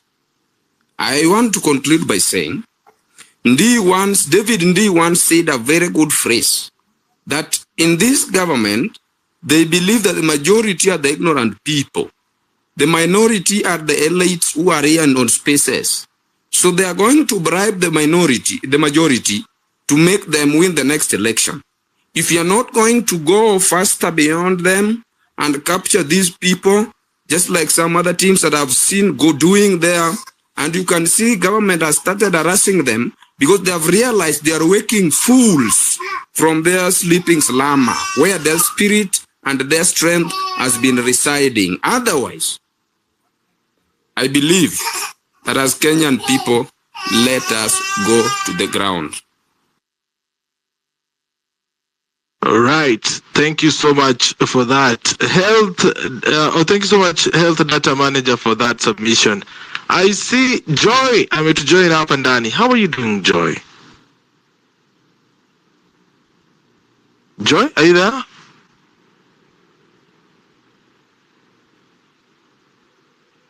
Unmute your mic, Joy, if you can hear me. Ni kama ni watu wakiingia kwa speaker wanisikia nini? Yeah. Hi. Peter, sorry. Sikuwa nasikia, I was driving. Yeah. Oh, pole. Yeah, I was just about to about someone who just said about, I don't know. The thing is, people been dividing. Yani, someone goes to the ground and does the real thing, but a lot of people hapo tu ni kuongea, sijui you want to take the leader, sijui the leader has to be this. Hata wewe go to the ground, fanya hivyo, hata kukaa tu. You're just waiting for that person, just putting the ticks, you know? It doesn't work out like that. Just like Nani said, that guy, Opio, people need to do something. Huwezi kaa tu hapo kwa nini kwa keyboard hapo, you're just ticking. Oh, this leader doesn't have that. No, that doesn't work. It does not work. People have to go kwa ground, wafanya vile Morara anafanya. Waache kushinda tu hapo wakifight. That's nonsense, you know? We are going nowhere. Niyo tu for now. I need to, kuna kitu nafanya hapa hivi.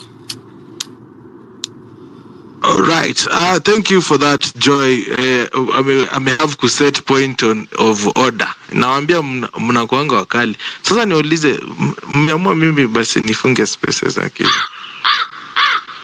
Kila mtu anasema don't come to spaces, Opio don't come to spaces and talk. Oh, George don't come to spaces and talk.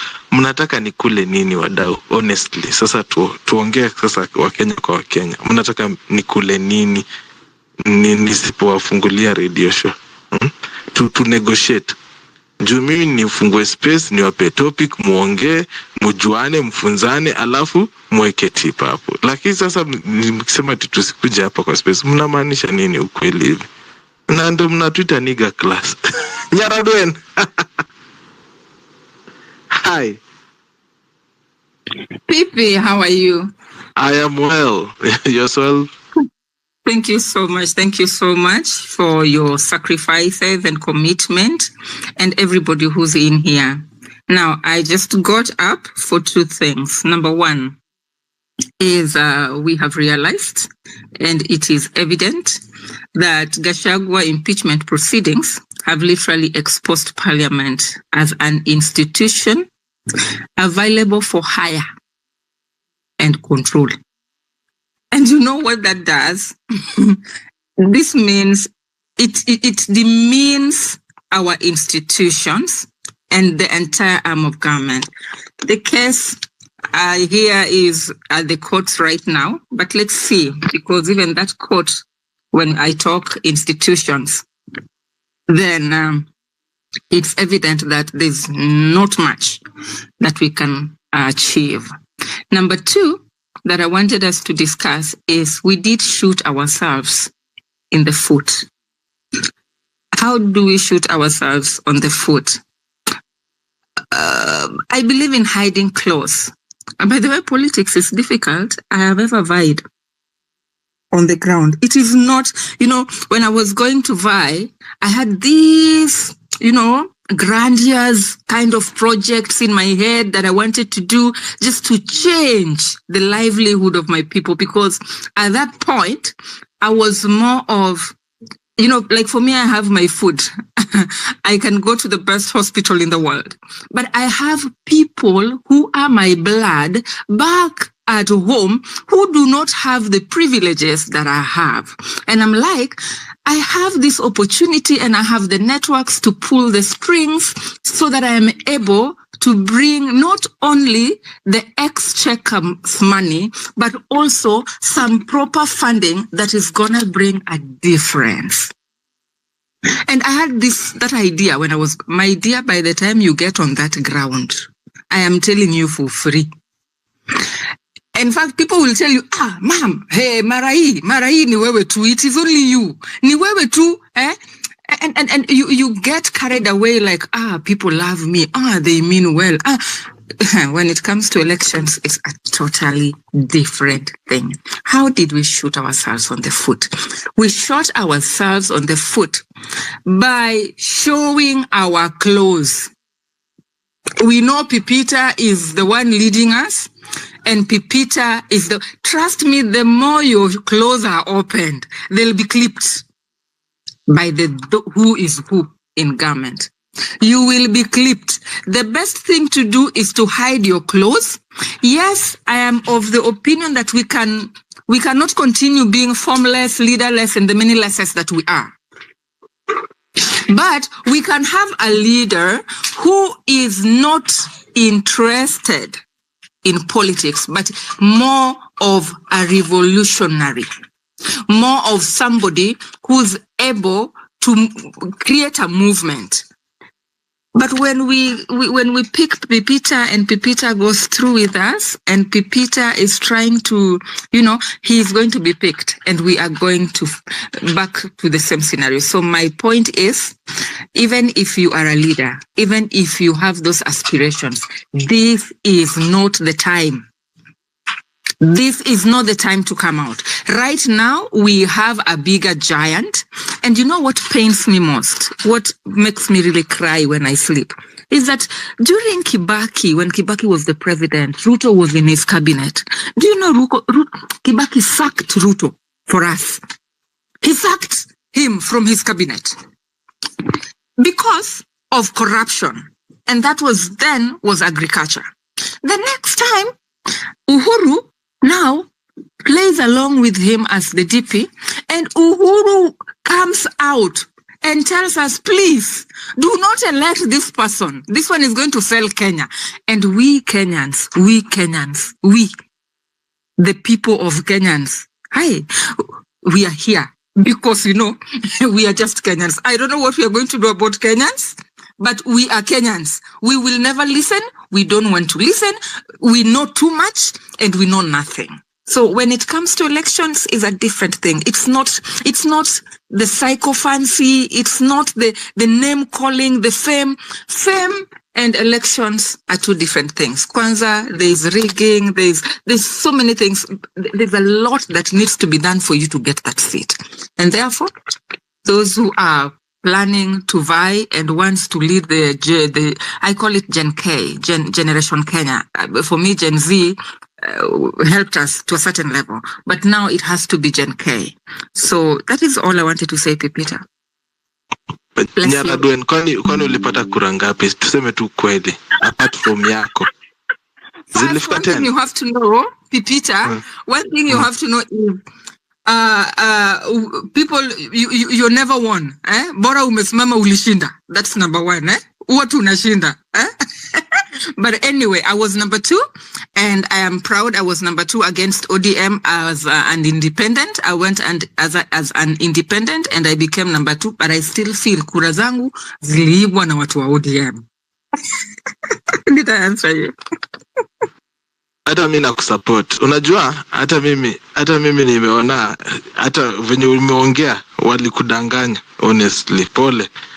Hiyo ndo kitu moja inanifanya nachukia siasa. People really know they do not love you. They are not going to give you and I gave people a chance here last Tuesday. Nikaambia watu kujeni hapa muongee if you want to be a politician. I think I had only 2-3 people, and one was someone who was a former aspirant in Kibera. Na akakuja akatuambia hapa hivi alipigwa panga. Hiyo ndo siku niliacha kuwa mwanasiasa. Chatu nibaki kwa radio ni wasomeange habari.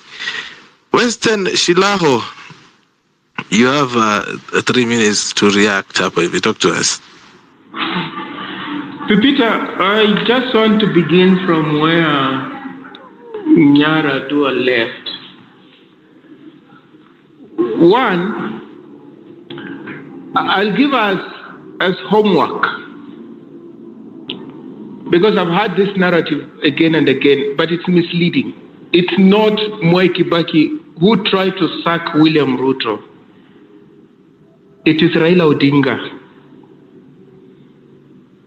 Go and do that homework. Because when Raila Odinga tried to sack William Ruto and Sam Ongeri, there were 2 of them. They were told to stay put because Raila Odinga didn't have the powers to sack any cabinet minister. And they stayed put. It was not Mwai Kibaki. Please, let's not portray Mwai Kibaki as this, leader who left an exemplary legacy. He did not. And therefore, because they were scheming for the 2013 elections, so they wanted to antagonize Raila Odinga and William Ruto. Secondly, during Mwai Kibaki era, there was a minister called David Miraria, who was also caught up in a corruption scandal. So when pressure was piled against him to resign, Mwai Kibaki asked those who were agitating for his resignation, amekula mbuzi ya nani?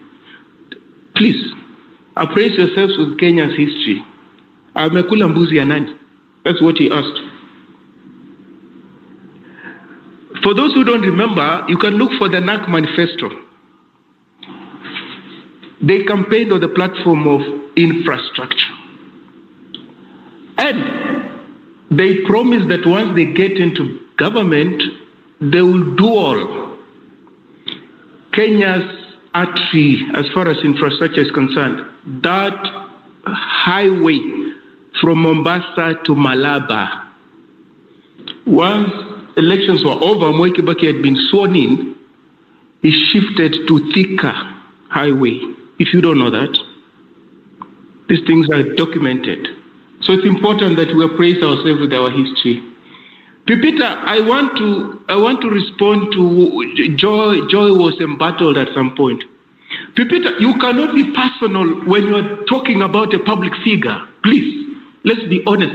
If you're talking about somebody's homestead, you are personal, but you can't be personal when you're discussing William Ruto. You can't be personal when you're discussing Raila Odinga or Barack Obama or Donald Trump. These are public figures. How can you be personal? Morara describes himself as, I don't know, president of Inject Party or something. What is that? How is he a personal? How is it being personal when you discuss him and even mention his name? How is that personal? It's not. It's not. So if you want people not to discuss you, don't get into the public realm. Then you can lay claim to privacy. I don't represent anybody. I don't lead any political party. I'm not a cabinet minister. I just do my own business. Why are you discussing me?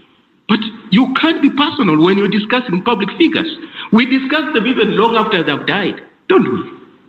Because of the actions they did, the decisions they make, they still affect us long after they're dead. We mention them. We mention their names. So Joy should not be apologetic about that.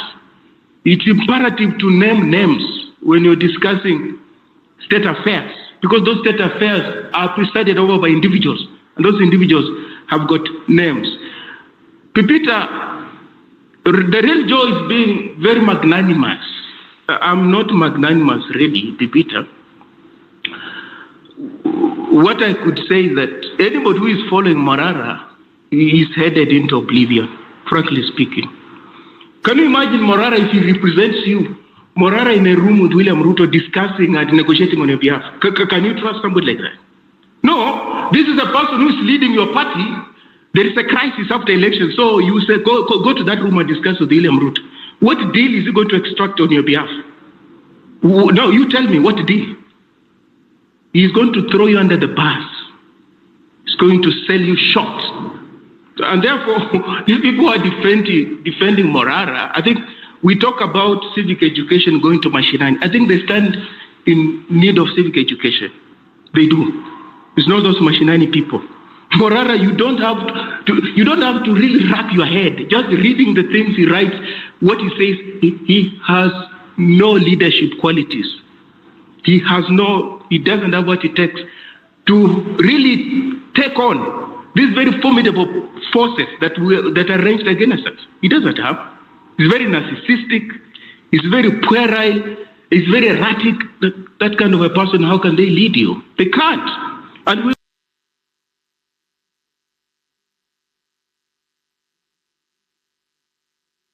be scared of calling out Morara. Like, really, does that make that we consistently call out William Ruto, call out Raila Odinga, call out all sorts of people. You expect us to tiptoe and walk on eggshells when it comes to Morala? It doesn't make sense, really. Come on. It's not going to work. We call out all and sundry, irrespective of your station in life. And then Morala will not be an exception. So we must minimize sycophancy when we're handling these people. Just get rid of sycophancy. Hold these people accountable. Ask them all the questions that you can. That's when we can pride ourselves as working for Kenya that will be for the benefit of all. But when you put some people on the pedestal, these are holy cows. These ones are beyond reproach. You are oozing negative energy. Come on. We'll not be scared. And we cannot hold other people accountable to high standards when we cannot hold ourselves to high standards. It doesn't make sense. That's being childish, and we are not children. Thank you, Pipita. Hey, jamani. Sasa ni hivi tutaenda. DK Gift, I saw your hand up. Sijui kama uko na kitu ya kusema kwanza kabla before I go on. No, just go on. I'll come in after you. So, let me hear from Justice for All. Why were you waving like that heavily? Because I think it's becoming a misleading contest, which I feel we need to bring to order. Yeah, yes, Kibaki fired Ruto. Of course, I know where the confusion comes in is because, of course, those of us who found us from the time of the referendum, there's a time Raila tried to fire Ruto, and then of course was told he was in the authority. But after the courts ruled that there was he had a case to answer of fraud from the as a higher education minister, he was fired. So that information is accurate that he was fired by Kibaki. Ruto was fired by Kibaki. The other point that I wanted to contribute on, and as my last point, PP, is that indeed there is need for some level of structure in whatever form it takes, even if it doesn't take leadership at the moment. There's a way to start having a structure, and that gives a direction. Like now, what the likes of the Real Joe are doing in terms of petitions and everything. How do we come in? And one of the other things that I've always tried to push for, and it doesn't have to be through your platform, someone else's platform can come in on how maybe some people who may not be boots on the ground, how can they even resource-wise contribute? Because as the movement starts forming, I think it's important to start thinking. It doesn't have to be executed right away. That's probably one I'll propose. I disagree quite a bit with Western on the stand about Morara. He's not a public figure, doesn't hold public office. I think it's something that is forming, and there are different people that are trying to come up now, trying to find. Once we make it a subject of discussion, I think it's becoming distracting. I don't think anybody is asking us to follow them or to join them in a way of like, join us for me to lead you. It's not holding any. Ngoja wewe, what do you mean nobody is asking him to join him? He has a party which people will have to join. He's asking for people to give him money. He is telling people to go to him to Narok. So what do you mean nobody is asking him to be a leader? What are you trying to drive at here, Justice? He has already positioned himself as a leader. So you cannot be a leader and not a leader. You get it? Come on, Bana. Okay. I raised that case over there. I don't want to discuss that because I just raised that case over there. Anyway, so my final word is that indeed we will, as things start forming, people can start their own ways, especially those who are who are lawyers and they're trying to either put petitions. How can we come in? I think that kind of education will help us. Those who are trying to do other things that support the movement without necessarily causing division, I think it's critical for us to other people to start partnering. And even if it's not like you are joining those people, but what value can somebody bring in? So in that way, it could be through expertise, could be through funds, could be through other forms of resource, so that we can support the movement to continue moving. Because it will take a while before all this starts merging and coming together into something. So for me, the way I'm seeing these different leaders who are holding, whether it's spaces and all that, I think they are running something, but they haven't merged yet to get to a point now we have a common goal to start saying now who is then going to lead us in this kind of joint movement. But I think now there are small movements here and there, and they're all doing an excellent work in terms of civic education and all that. All right, I apologize for misleading you on my prior statement. I think then that's inaccurate. My interpretation was wrong. So yeah, I think we need to say this, ladies and gentlemen. You cannot be a leader and not a leader. If you show yourself up. I remember they were fighting about the name Kenya ni Home. Remember? Kenya ni Home. And the reason why is because one of Morara had already branded himself what? Okay, good. He had said he is president. So huwezi kuwa president na wewe si president. Tuelewane wadau. Tusikuwe watu venye Western Shilao amesema. Ukikuwa emotional, ukikuwa fanatic, una end up kukua kama majamaa wa ODM. Na mnaona venye walifanya. They don't think when Baba says jump, they jump fast. Unaona? Wale wenye walikuwa pale hivi. Do you see what they're doing? That is how it starts. And I know of people who have even stopped listening to Home Run Pipi because we asked Morara, umekusanya pesa yote. So tuonyeshe venye unatumia pesa. And I was bashed. Anyway, nilitukana hadi na anko yangu. Nishazoea. Isaac. Yes, thank you so much, Pepita. And I 100% agree with you. I have a class in the next few minutes, so allow me to throw in my 50 cents, if not 10 cents. Number one, I think Kenyans, we are a problem of our own, right? And I would like to throw in my sense of His Excellency, I don't want to say former deputy president, because I'm just confused when I woke up this morning to realize that things were done overnight and they've changed all of a sudden. So I still see him as the deputy president of the Republic of Kenya. You know, when Uhuru, not Uhuru Kenyatta, but when Ruto was actually appointing the deputy president, His Excellency Rigathi Gachagua, he still had a case. And if you guys remember very well, he was acquitted by the Anti-Corruption Commission. And this case was even in court and he was actually convicted.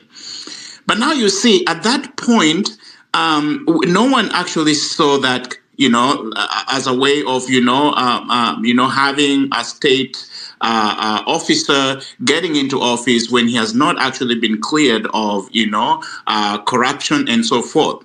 And he became the deputy president. But now people can now start seeing, he was not fit for office because of, whatever has happened and what the proceedings we've seen both in the House of Commons and the Senate as well. So as things are evolving, we see how we are corrupting even our own constitution that we need to hold as sovereign, the constitution that guide our proceedings and, how we elect our leaders and how they come to office. So you can see we become a problem. We become a stumbling block we don't let the constitution be the constitution, right? If I may drive you to maybe our constitution going back, I think it should be chapter 137 under the qualification and disqualifications for election as president. Part 2 of B says when you're trying to nominate a presidential candidate, and in that case, by extension, deputy president, because they become as a unit, they work as a unit, right? He should not be holding public office. And I'm open for legal interpretation of this. I'm not a lawyer, and if we have lawyers in the house, they can tell me this guy should not be a public officer. Kindiki is a public officer, so I'm wondering, how is he going to be appointed when he has not actually retired? That's something that has really been troubling me since I woke up this morning to realize that, he's the person being fronted to be replace Gachagua. So you can see how we are mutilating our constitution without necessarily following it to the ladder. And I know we're going to have like different interpretation of this, but I can see we are maiming our own constitution. We are mutilating, and the word is mutilating our own constitution to fit our own interests. And that's where the problem is coming in. So, guys, here's the thing. When you become a leader, and I want to throw in something that now has come up with Morata. I was one of the critics of Morata right away from the beginning. And I saw business in what Morata is doing. To me, Morata is an opportunistic. In fact, I will even advocate for Eric Omondi because I've seen what Eric Omondi has been doing. I've seen even the money he collects, what he does with that particular money.